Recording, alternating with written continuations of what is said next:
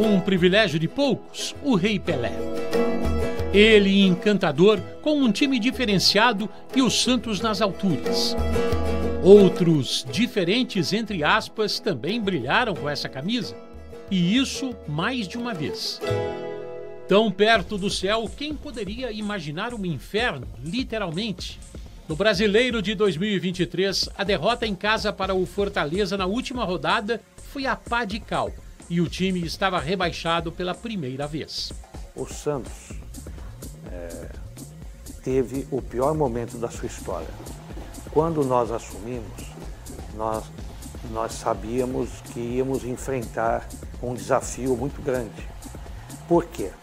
Porque nós tínhamos receitas antecipadas do exercício de 2024, uma previsão orçamentária na disputa de 4 competições, Paulista, Copa do Brasil, um campeonato internacional e o Campeonato Brasileiro da Série A, e o Santos disputou apenas 2 competições das 4 previstas.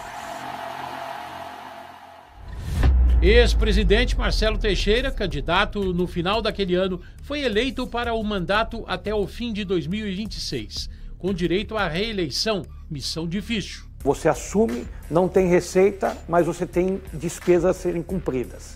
Então, foi difícil esse início, na qual nós tínhamos ali cerca de 550 milhões de passivo e nós estamos concluindo o término de 2024, um período negro e gravíssimo da história, concluindo com cerca de 700 milhões de passivo dessa história. E com muitas surpresas, entre aspas, no meio do caminho, nada agradáveis. Se você já tem receitas comprometidas, as despesas que não estavam até nem sendo previstas aconteceram. 3 transfer bans o Santos teve que pagar em 2024. Então, esses transfer bans estavam na casa de mais de 100 milhões de reais. Nós alcançamos 120 milhões de reais em pagamentos de transfer bans em 2024. E mais ainda, evitamos mais 3 transfer bans com acordos que foram feitos durante o transcurso dos processos na FIFA. O risco de novos transfer bans existe? Existem possibilidades de novos transfer bans que não são também da nossa gestão. E como é que o senhor trabalha com isso? Como é que dorme com um barulho desse? Não, é difícil dormir. Não dorme, é difícil dormir. Difícil porque você tem que estar com 25 horas preparados para essas surpresas. E são surpresas sempre desagradáveis, mas que têm que ser solucionadas. Como são solucionadas, geralmente? Com a venda de jogadores. Você não quer, ter os seus ativos, preservá-los no país. Mas é humanamente impossível você fazer isso. Você veja o que acontece com os grandes clubes, mesmo com a estrutura que possuem já na Série A da competição. Vendem seus ativos. O Santos não é diferente. O Santos ainda mais é mais grave do que os outros clubes que estão na primeira divisão. O clube continuou gastando muito, acreditando em algo que era improvável, que era gastar mais para ser competitivo, e aí vai ser mais competitivo, vai fazer mais receita. Isso não é verdade, né?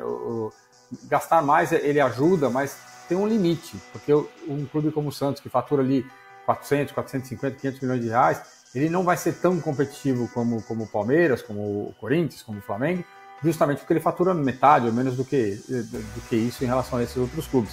Então o Santos já vem de um período de aumentar o tamanho dos seus buracos, né? Então o buraco financeiro ele cresce porque o clube gasta muito mais do que pode para tentar ser competitivo, só que essa tentativa ela nunca traz resultado porque a qualidade do elenco que ele vai montar ela nunca é equiparada de Palmeiras, de Flamengo, que os clubes têm maior capacidade financeira e de investimento. Neymar pode não ter dado o resultado esperado em campo ainda. Até o começo de outubro, tinha jogado exatamente a metade das 42 partidas feitas pelo clube. Mas a vinda dele virou esperança de grandes negócios. A maior parte do percentual hoje que nós temos do potencial de receita, porque nós atraímos parceiros, nós aumentamos as nossas receitas, mais do que isso, nós conseguimos, através dessas parcerias, ampliar os investimentos no nosso patrimônio. Nós, até então, não tínhamos estrutura da base do feminino. Nós inauguramos isso no CT Rei Pelé. e outras tantas reformas, melhorias, pouco aparece, mas nós, numa parceria com uma das empresas vindas da ANR, nós modificamos todo o parque tecnológico, todos os computadores, laptops, celulares, tudo no clube. Nós tivemos uma mudança com quase 120 equipamentos, que foram todos eles novos. São detalhes que são importantes dentro de uma gestão. E isso também reflete nos números do TikTok, nos números das redes sociais, o crescimento que nós tivemos de exposição, e isso também atrai novas marcas. Nós temos marcas que até então não estariam hoje no Santos sem estarem num processo de reconstrução, com a credibilidade da gestão e com a vinda desses reforços, especialmente na imagem do Neymar. Enquanto isso, fica o peso dessa herança às avessas. Trabalhar com 700 milhões de reais no vermelho é a missão por hora. Vamos entender parte da composição dessa dívida. Hoje você tem dívidas como o Profut.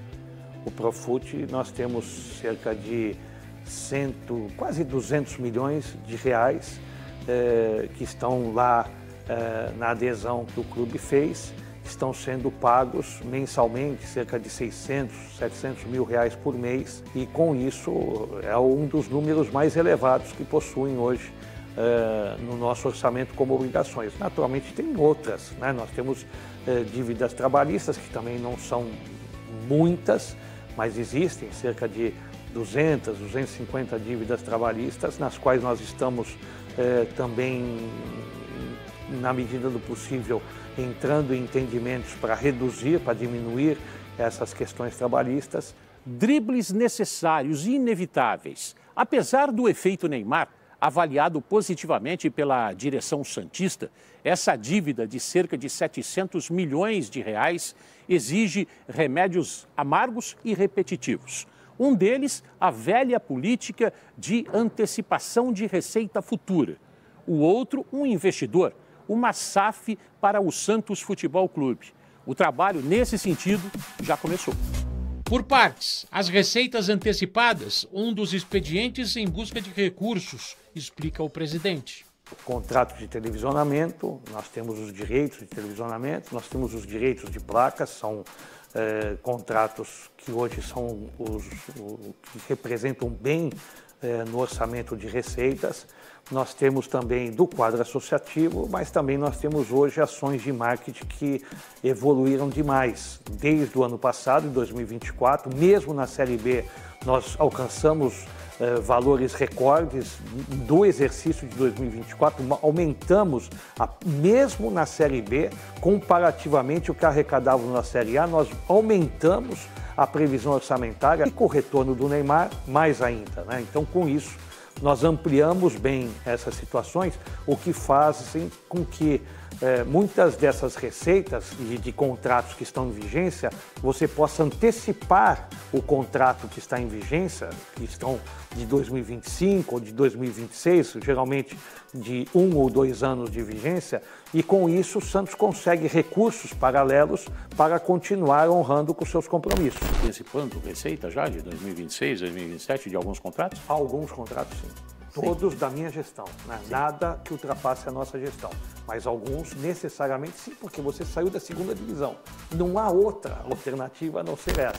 As receitas que nós tínhamos na Série A da competição, elas não podem nem ser comparadas com as receitas que o Santos obteve com o televisionamento e as placas da Série B da competição. Qual é a queda em percentual? Não, mais do que 60%, muito mais do que isso.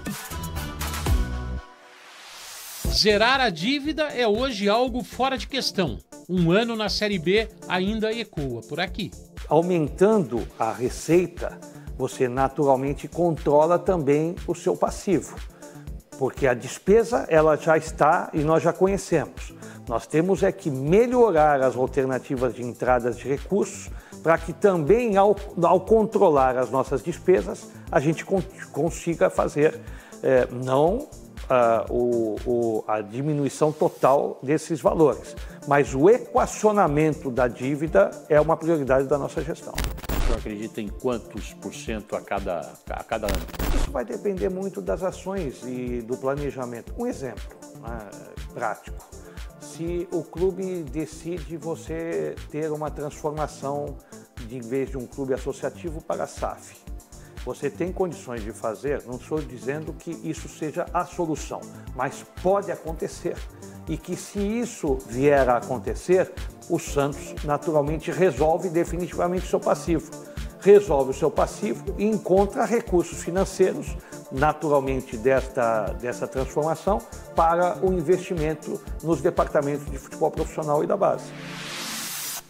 Parece ser o caminho que o Santos enxerga. Uma SAF ao invés do modelo atual. Um trabalho silencioso que já começou. O trabalho que o Santos faz é contratar uma empresa especializada, que é o que já foi feito, o estudo foi concluído, para que a gente tivesse uma ampla auditoria no clube, que essa auditoria possibilitasse que a gente tivesse um raio-x correto daquilo que hoje esteja representado na história do clube desses últimos anos. Então, hoje o Santos já tem isso. Então, temos um trabalho também voltado para o mercado internacional, no intuito de estudos que possam estar acontecendo para os possíveis interessados com a marca Santos Futebol Clube.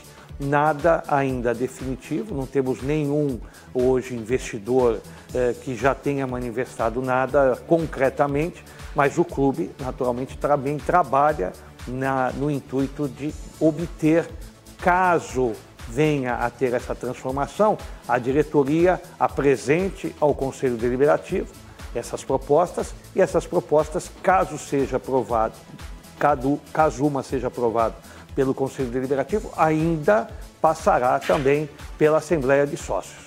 E o senhor conhece o Santos como pouco? O senhor acha que há a possibilidade de aprovação tanto no Conselho quanto dos sócios? É possível. Isso vai depender bastante da vontade do associado. Primeiro, também da definição do perfil do investidor. Nós já temos exemplos práticos de SAFs no Brasil, então isso é importante, você servir como base para não correr nos mesmos riscos e erros, isso o Santos não correrá, mas o Santos tem uma marca mundial, o Santos tem uma marca fortíssima. A saída do Santos hoje, o Santos tem uma dificuldade muito grande, que é conseguir crescer receita. As receitas do Santos vêm estáveis ou muito perto disso há muitos anos. O Santos tem limitação de fazer dinheiro com bilheteria, o dinheiro da televisão é sempre mais limitado, o patrocínio do Santos, por mais que ele se esforce, não cresce na proporção dos outros, enfim, dado o tamanho de torcida e tudo mais. Então, o Santos tem que entrar num outro modelo. A SAF para o Santos é talvez a única solução, justamente porque tem que aproveitar o que tem de bom, que é uma marca muito forte, reconhecida internacionalmente, uma categoria de base que forma bem jogadores, que atrai talentos, e com isso, nas mãos de uma gestão que coloque dinheiro, que resolva os problemas das dívidas e que aplique métodos e metodologias de gestão mais eficientes, o clube pode voltar a sonhar em ser competitivo de fato e não só como uma ideia. Então o Santos precisa de uma alternativa que vem de fora, porque só pela operação ele não vai se resolver. Então a SAF claramente é a única solução que o clube tem hoje. Os grandes nomes para relembrar uma grande marca. O Santos, que luta para reencontrar um caminho para essas dívidas que não cessam, também luta contra um novo rebaixamento.